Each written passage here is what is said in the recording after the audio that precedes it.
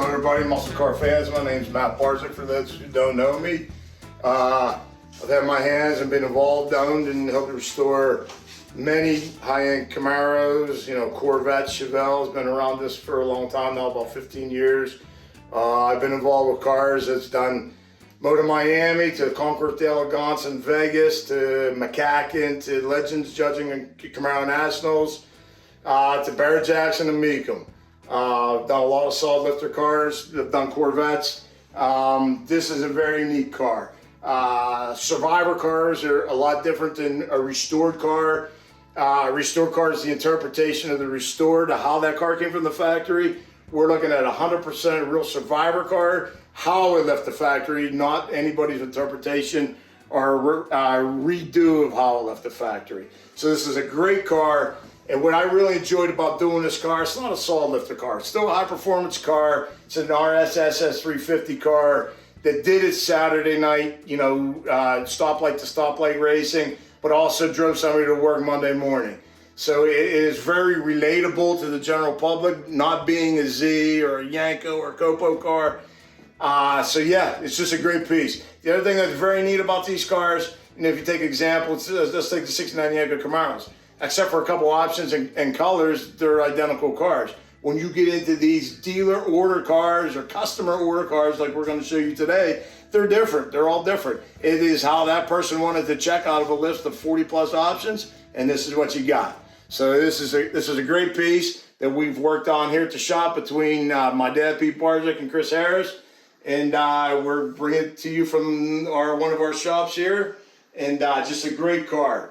So the car sat for roughly 50 years without running, driving, or moving.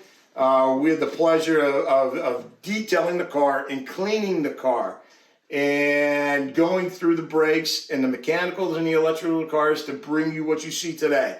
So from a car that sat in a barn and some other buildings for 50 years to what you're about to see is going to be remarkable. So right now I'm going to turn it over to the owner here, Fred Schempp. How about it, bud? Hello everybody, Fred Schempp. Been involved in Camaros since '78. I have many Camaros. This particular car I've had since 1989. I was selling parts at Super Chevy show. A gentleman came up and introduced himself. We got to talking. He told me about this car that he bought. He would walk to school in Coatesville, PA, and would see this car in the showroom window. Was able to talk his father into co-signing a loan for this car. He told me the story about many times when he didn't have the money for a place to stay, he made sure this Camaro was tucked away in the garage while he would sleep at friends' couches. Flash forward, I came back a year later in '89. I saw him again. He asked me to come down and look at the car, give him an idea what it was worth and what I might do with the car. I went to his place in Coatesville, looked the car over. The car was just impeccable under a car cover. The doors were never closed all the way, and neither was a trunk. He wanted to protect the gaskets on the car itself. Underneath the floor mats, whereas he put newspaper so little nubs would not be rubbed off the original mats. On this side here, the passenger side, there was a newspaper on there with Jimi Hendrix's death in '71. So that was pretty darn cool. I walked around the car, as Matt said, the car was pristine, the car was a beautiful, it's an Island Teal, very rare color. It's a very early '68 Camaro, it's an 09E '68. Tack gauges, houndstooth interior, 4-speed 12-bolt rear, posi rear, 350 4-bolt, 350 4-barrel carburetor in here, hiding headlights. Just very, very well optional lighting groups in here. Just a neat car. Turns out when I was there, the carburetor was off the car. The man asked me if the car was mine, what would I do with it? I told him I would preserve this car and keep it as part of my collection. That was 1989. I wound up buying the car. Long story short, the owner, this was his sole pride and joy in life and wound up committing suicide. He wanted a caretaker for this car and this car be preserved. Flash forward a few years later, I found a note that I had written when I talked to the owner of the car and had a name, Pat Klein on it, the same name as the dealership where this car came from. The dealers turned out to be the dealer's daughter and owned the car. Years later, I was able to track her down, and she, told me that this was her car. She was 20 years old when she ordered this car. As Matt had said, she checked off every box that she wanted. She wanted the 350 4-barrel. She wanted the 4-speed. She wanted all the options that are on this car. She loved and drove this car for a year. Her father, being a dealer, wanted to get the most resale value of this car, so he made her trade it in after a year old, and that's when this other young man, Tom Lukács, had bought the car, and then subsequently I bought the car. It is a time capsule. The graffiti under the hood, which we'll show you, is pretty remarkable. The car was very well preserved. Original top, original interior, original paint, original engine, all completely original. The redline tires in the car came from red lines from the factory, as with these wheel covers from the factory. We have the original spare, still from 1967 date, still in the trunk in this car. This car needs to be preserved, and that's exactly what Matt and his crew did a phenomenal job, just going through the mechanicals, detailing this car, preserving this car, making this car what it is, getting ready for the Camaro Nationals in 2026, where it will be judged and reunited with the original owner and her family when we do present this car unveiling at that time. She'll see this car for the first time in over 57 years. So I guess we'll start at the most important part of any muscle car and pop the hood and show the detail under the hood of this car. So being a survivor car, what makes this so different than a restored car? Like I said earlier, restored cars is up to the person that restores the car to how they put it back. If they like the graffiti, if they like the overspray, if they do not, if they prefer a glossier shade of black, they may do that. This car is 100% how it came from the factory. So when they talk graffiti, this is what they mean right here. The light blue under the hood here, just for the factory workers knowing what this car was that came down the line. The MS on the engine block. The MX is a suffix on the engine code itself. It's a 350 engine with a 4-speed transmission, 295 horse. As you mentioned before, the factory stampings, the BTB, the body trim paint. The orange is the first shift, green is the second shift. The white trim tag, only the very early cars were painted white, so it jumped up to the assembly workers what the options were in this car.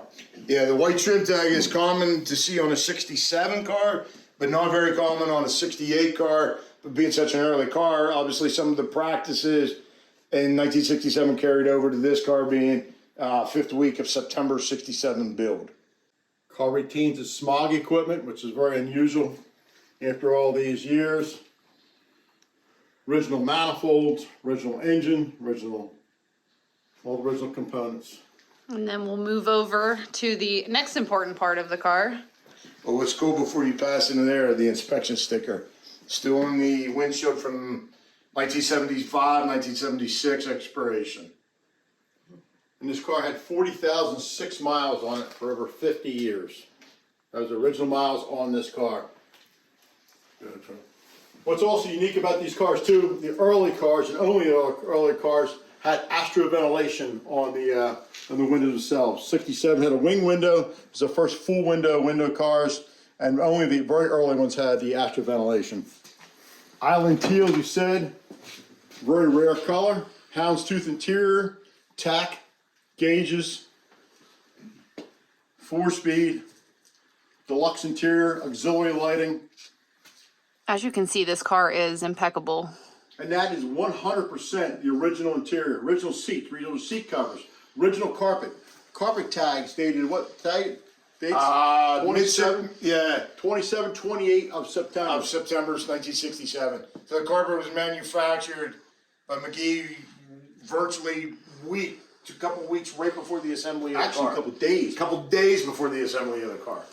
I feel like a lot of car guys will appreciate this, but the smell of the inside is old. It's a good smell. It's a refreshing survivor smell, if you will. Better than like dead mouse or something like that. Absolutely.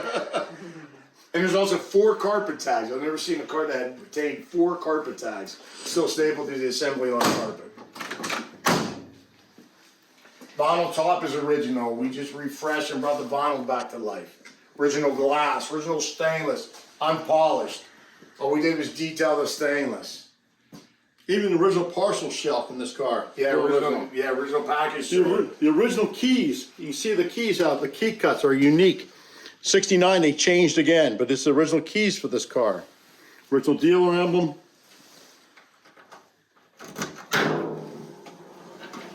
The original, because it's a deluxe interior car, it has a trunk mat in this car.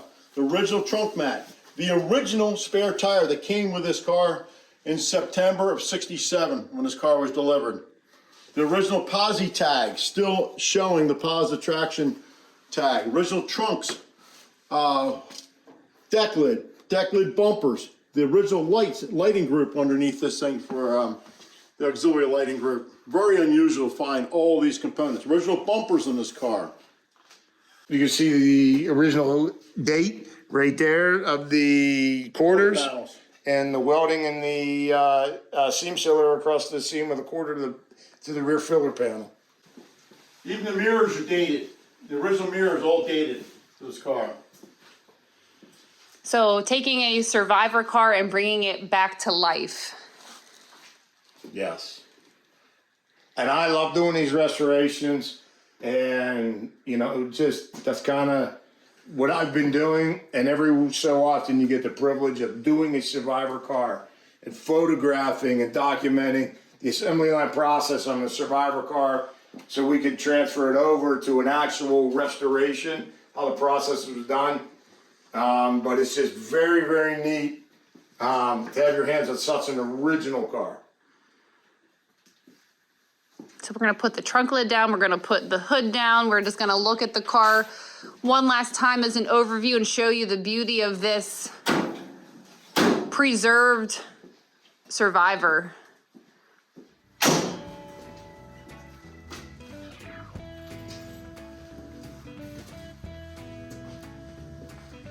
I don't think the video is doing it justice. It's just absolutely stunning in person.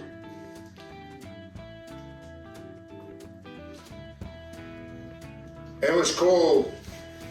The car has some stone chips, and you can see the orange peel in the factory paint. But that's what gives this car character. It just really verifies and, you know, justifies the story of the car and really documents the car for what it is. Just an amazing time capsule. I think a good closing is all of these cars have a story to tell, but a survivor has an extraordinary story to tell, because it preserves all of the lines and wrinkles, so to speak, of that car. So all the chips, the different things that the car might have that might not be perfect as it was whenever they got it from the dealership, make this car what it is, and just makes it that much more impressive that it was able to be preserved at this level for so long. And there is a common saying in the car world, they're only original once. And I want to personally thank Matt, Chris, Pete for all they did to bring this car back. I want to do its original glory, to show the original owner when this thing goes to be judged and shown. Thank you.